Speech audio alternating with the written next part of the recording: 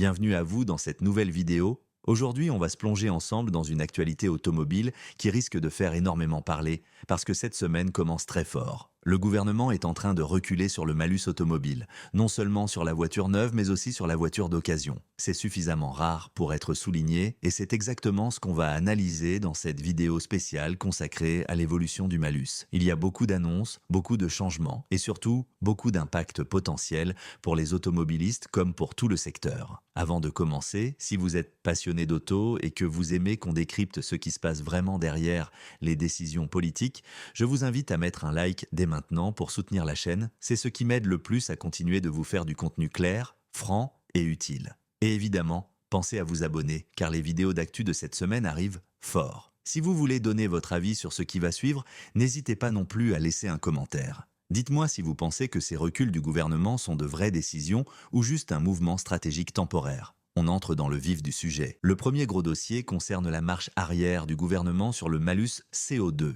À l'Assemblée nationale, ce 17 novembre 2025, la fiscalité automobile était au cœur des débats. Le gouvernement a déposé un amendement de repli qui a été adopté et qui supprime purement et simplement les barèmes prévus pour 2028. C'est extrêmement surprenant car le projet initial du budget 2026 prévoyait une hausse massive du malus en 2028, hausse qui devait faire grimper le montant maximal à 100 000 euros. Le fait de supprimer ce barème est donc une marche arrière très notable.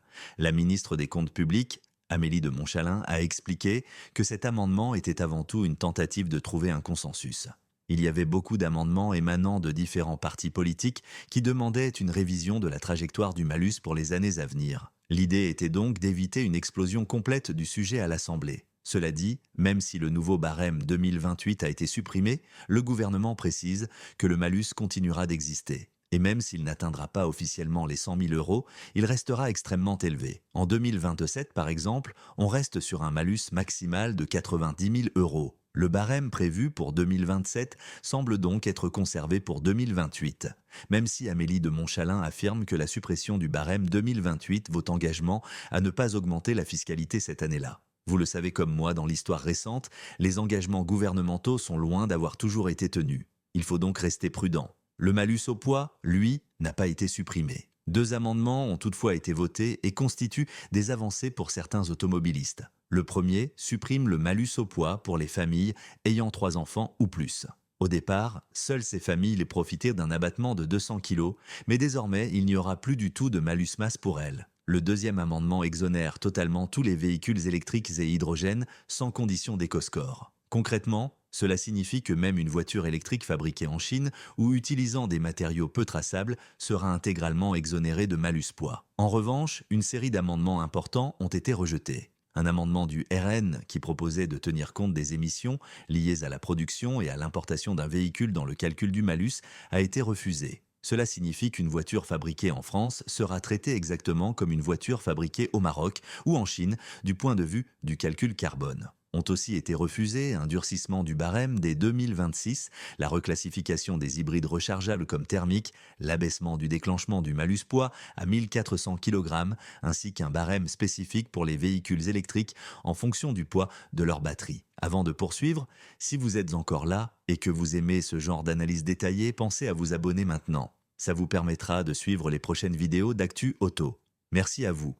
Passons maintenant au malus sur la voiture d'occasion, un sujet qui inquiétait énormément les automobilistes. D'après les informations remontées par la Fédération nationale de l'automobile, le gouvernement a intégré dans le budget 2026 une clause prévoyant le report du malus d'occasion. C'est une excellente nouvelle pour toute la filière. Pour rappel, ce malus rétroactif devait imposer aux acheteurs d'un véhicule d'occasion immatriculé dans les 10 dernières années, depuis le 1er janvier 2015, de payer le malus CO2 et le malus poids, si la voiture avait été exonérée lors de sa première immatriculation. C'était un dispositif d'une complexité incroyable et absolument anxiogène pour les particuliers. Imaginez un instant le chaos. Avant chaque achat d'occasion, il aurait fallu vérifier l'historique fiscal exact du véhicule pour savoir s'il avait déjà été soumis au malus ou non. Dans le cas contraire, l'acheteur aurait pu se retrouver avec une facture surprise de plusieurs centaines ou milliers d'euros au moment d'établir la carte grise. Et ce n'est pas tout.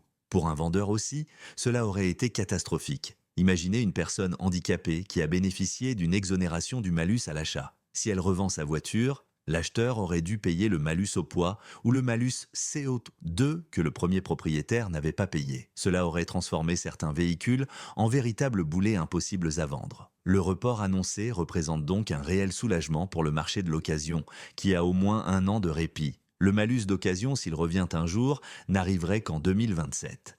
Mais si d'ici là la pression sociale continue et si les fédérations comme la FNA maintiennent leur influence, il est tout à fait possible que cette idée soit totalement abandonnée. On a déjà vu récemment un revirement similaire. Les députés ont accepté de maintenir les avantages fiscaux des carburants alternatifs comme l'éthanol ou le biodiesel, alors qu'ils voulaient les taxer davantage il y a quelques semaines. Cette volte-face a évité une hausse de près de 200% sur ces carburants. La FNA demande aujourd'hui une refonte complète du système de malus, avec un gel du barème actuel, la suppression du malus poids et la création d'un outil permettant de consulter l'historique malus d'un véhicule.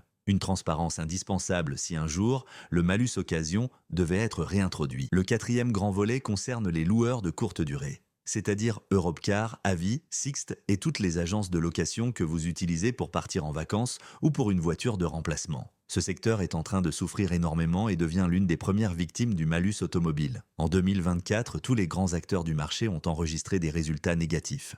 Sixt a affiché moins 13 millions d'euros, Europcar moins 17, Avis moins 32 et Hertz France un énorme moins 260 millions. Dans ce dernier cas, la situation est encore aggravée par un choix stratégique désastreux, un achat massif de Tesla qui se sont dépréciés extrêmement vite. En 2024, le malus CO2 et le malus au poids leur avaient déjà coûté 40 millions d'euros. En 2025, ce coût devrait atteindre 62,5 millions, soit 22 millions de plus que l'année précédente. Et pour 2026, les projections sont catastrophiques. 131 millions d'euros potentiels de malus à reverser simplement parce que le seuil du malus CO2 commencera à 108 grammes et que celui du malus au poids passera de 1600 à 1500 kilos. À partir de 2026, plus d'une voiture sur deux sera taxée. Pour des entreprises majoritairement constituées de TPE, souvent des franchisés aux reins peu solides, c'est un niveau de pression fiscale proche de l'ingérable. En parallèle, la loi leur impose d'intégrer au moins 15% de voitures électrifiées dans leur flotte, alors que leurs clients n'en veulent toujours pas. Ces véhicules coûtent très cher à l'achat, se louent le mal